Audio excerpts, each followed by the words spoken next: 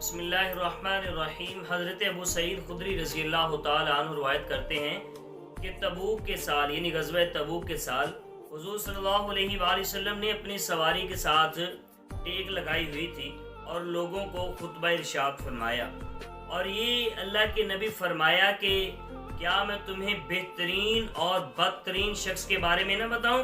لوگوں نے جواب دیا کہ کیوں نہیں یا رسول اللہ، ہمیں بتائیں۔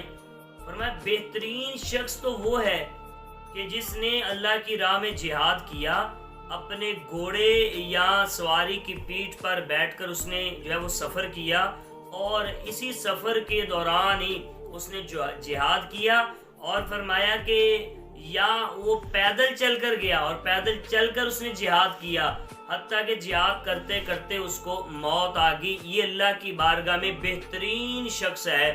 اور فرمایا بدترین شخص وہ ہے میرے صحابہ کہ جو کتاب اللہ کی تلاوت تو کرتا ہو، جو قرآن پاک تو پڑھتا ہو، لیکن اس کے مضامین پر غور نہ کرتا ہو۔ قرآن کیا کہتا ہے، کس چیز کا ہم سے مطالبہ کرتا ہے، فرمایا کہ اس کی طرف توجہ نہ دیتا ہو۔ اس کو اگر واضح کرنا ہو تو یوں کہہ لیں کہ قرآن تو پڑھتا ہو لیکن قرآن پر عمل نہ کرتا ہو، فرمایا یہ بدترین شخص ہے۔